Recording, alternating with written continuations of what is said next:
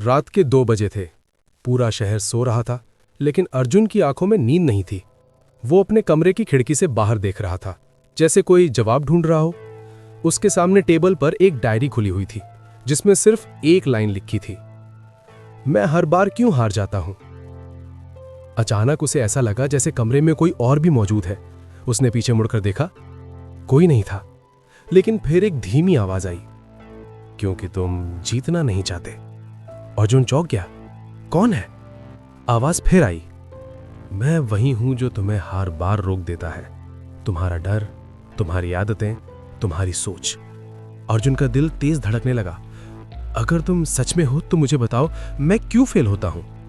आवाज हल्की हंसी के साथ बोली, क्योंकि तुम अकेले नहीं हो।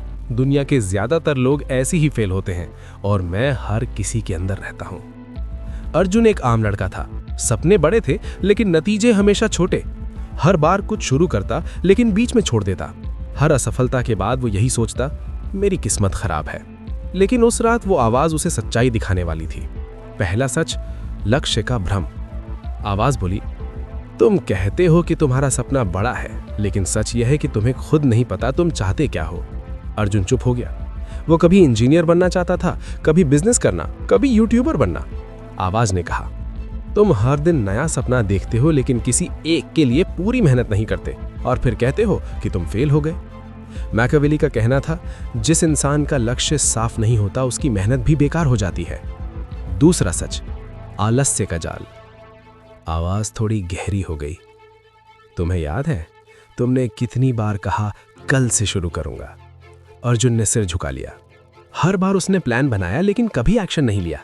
आवाज बोली, मैं तुम्हारे अंदर का वो हिस्सा हूं जो तुम्हें आराम पसंद कराता है। मैं तुम्हें समझाता हूं कि अभी मत करो, बाद में कर लेना। मैकियावेली कहते थे, आलस्य धीरे धीरे इंसान को अंदर से खत्म कर देता है, बिना उसे एहसास हुए। तीसरा सच, डर की कैद। अर्जुन ने पूछा, लेकिन मैं कोशिश तो करता हूं।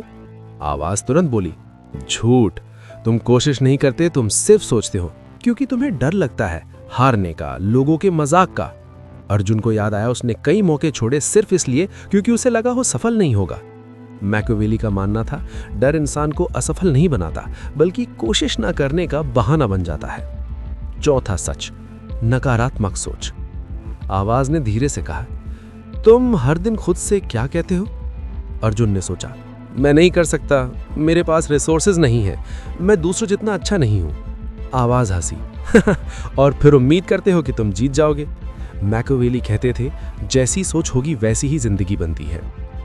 पांचवा सच, अनुशासन की कमी। अर्जुन ने गुस्से में कहा, तो क्या सब मेरी ही गलती है? आवाज शांत रही, गलती नहीं, आदत है। तुम शुरू तो करते हो, लेकिन टिकते नहीं। वो रोज जिम जाने की सोचता, लेकिन 2 दिन बाद छोड़ देता। पढ़ाई शुरू करता, लेकिन मोबाइल में खो जाता। मैकियावेली का कहना था, सफलता टैलेंट से नहीं, रोज के अनुशासन से मिलती है। छठा सच, गलत संगत। आवाज ने अगला सवाल पूछा, तुम किन लोगों के साथ समय बिताते हो?